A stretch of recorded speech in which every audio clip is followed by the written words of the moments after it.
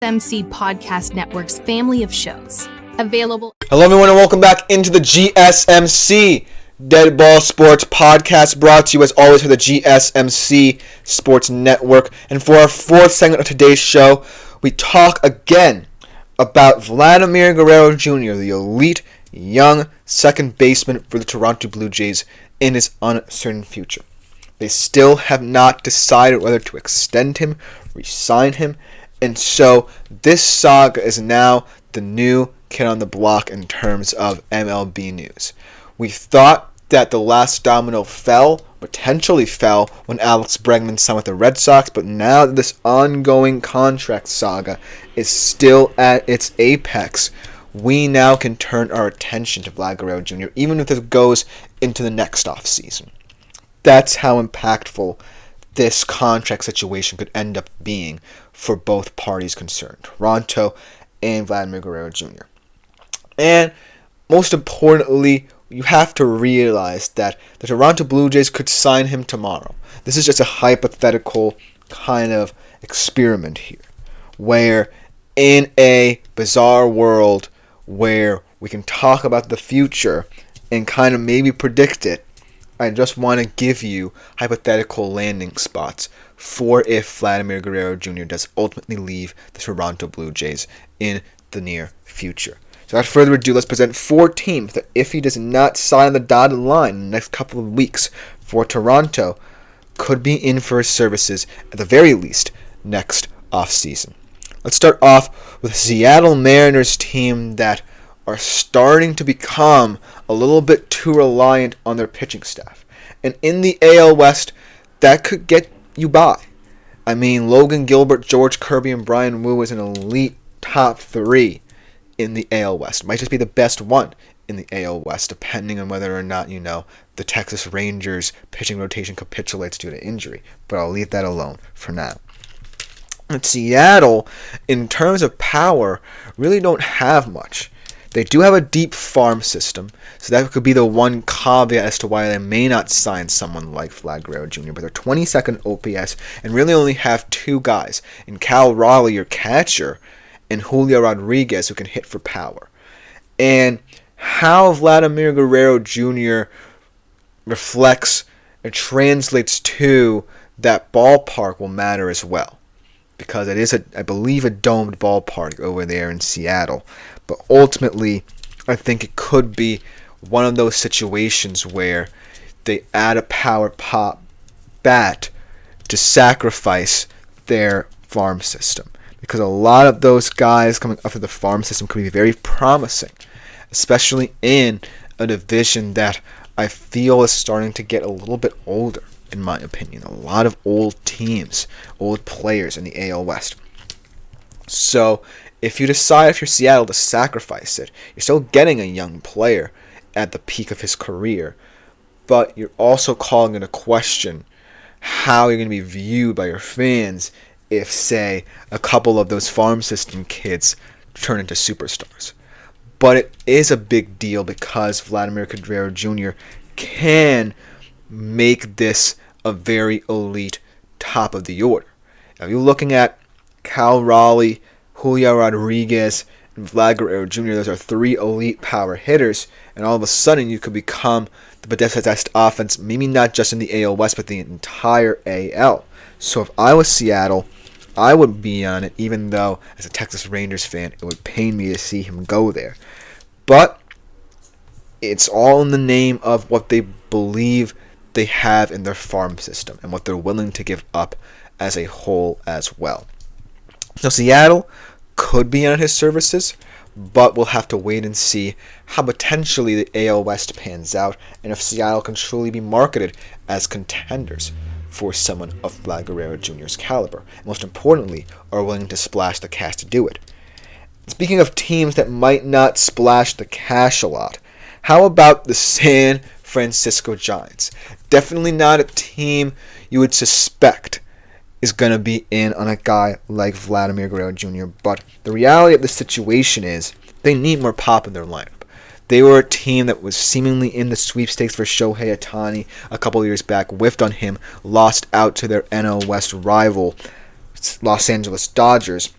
But I do feel the San Francisco Giants team also is in a similar situation to the Seattle Mariners, where they have a lot of young, upcoming infield talent, but they could be willing to sacrifice it. Interestingly enough, both of these teams are not known for big money moves. But if they truly feel they're in a period of time where the contention windows can be blown open by a high-profile signing, they should be all in. They can't afford to lose out to rivals in important signings in these off seasons. And so that's why both Seattle and San Fran could be intriguing candidates.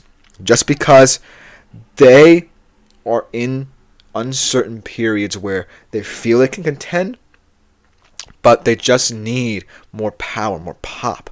And Vladdy Guerrero Jr. can provide that to San Fran. They don't really have, unlike Seattle, one true power hitter. Do you call a guy like Mike Yastrzemski a power hitter in that lineup? Do you call potentially a guy like Lamonte Wade Jr., who's still, in my opinion, maturing in this league, a power hitter? I don't know if you can. And the rotation certainly has a couple top-end guys. You have a guy like Robbie Ray as your top ace, and he's not too bad. But ultimately, you just need, if you're San Francisco, someone high profile to say, we're here in that NL West. Because Los Angeles has too many times won the signatures of a lot of these elite players that you should be in for if you're San Fran. But I feel like both of these teams may take the route of farm system, because in all reality, they might play the age game. They might play the long game. They might rely on this young talent to really step up.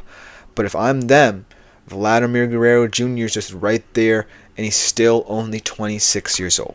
So it wouldn't necessarily be too much of a hardship to give up a couple of those guys for a guy who's still in the prime of his career.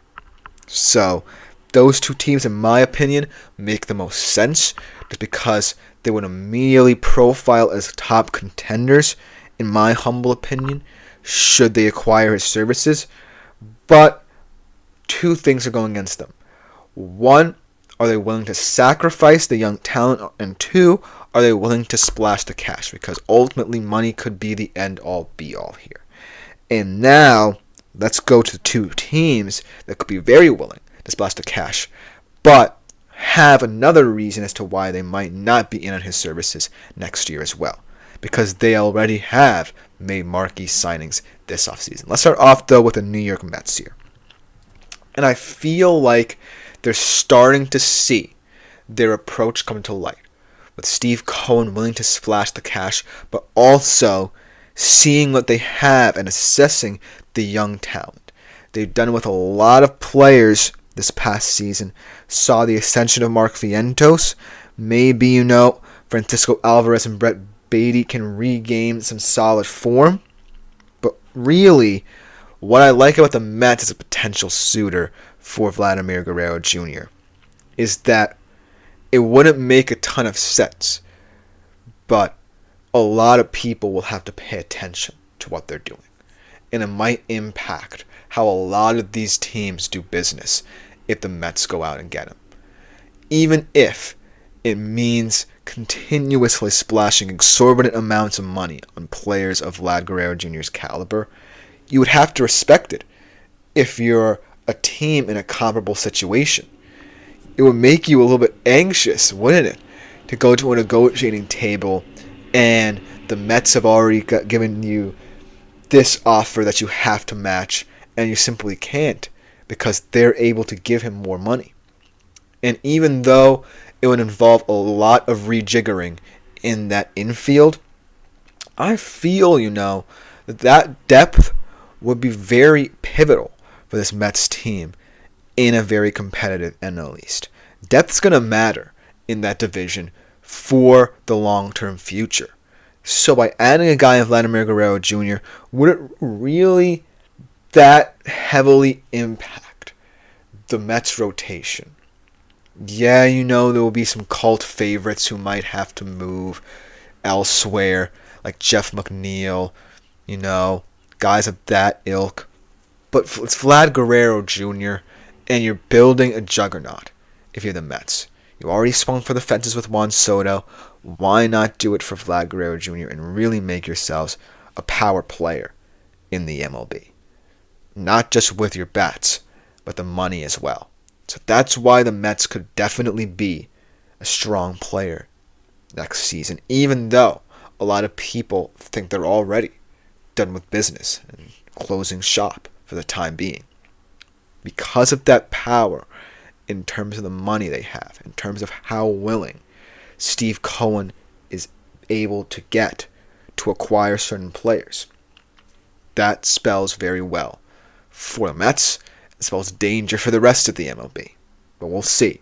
And last but not least, the Boston Red Sox. This is another team that could fall in the category of both Seattle and San Fran, but I think they've steadily improved. They've made some astute signings, not just Alex Bregman, but Walker Buehler to their rotation. But I do think that they need more balance in terms of their batting order. They need more right-handed power.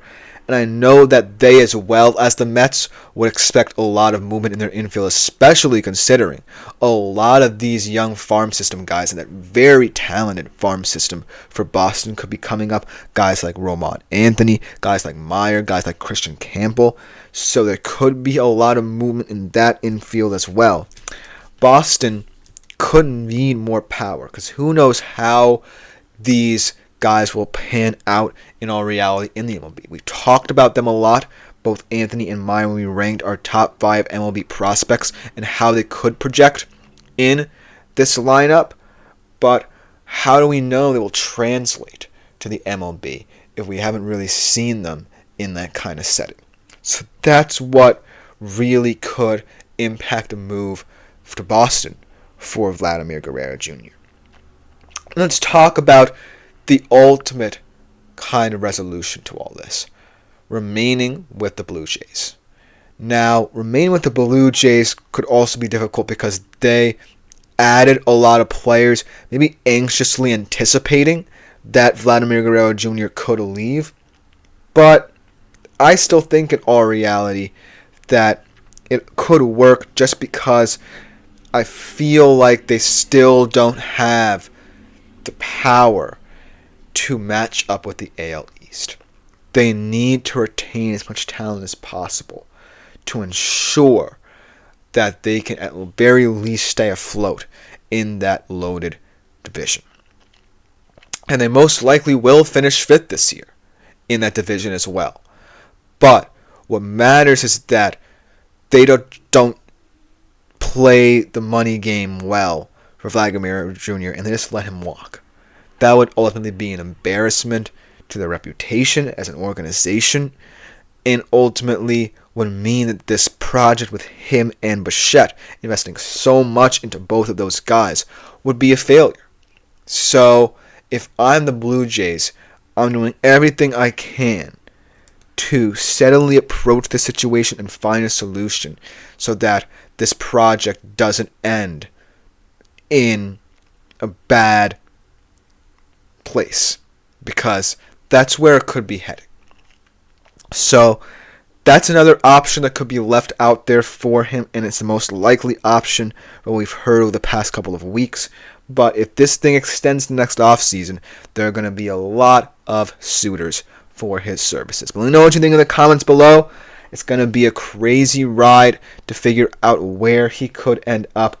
But to conclude today's show, this is not going to be a fun segment for Man United fans if you are a fan of that specific club across the pond. Going to be assessing the state of them and how they can climb out of the hole they've built themselves and if they can do it anytime soon after this short break.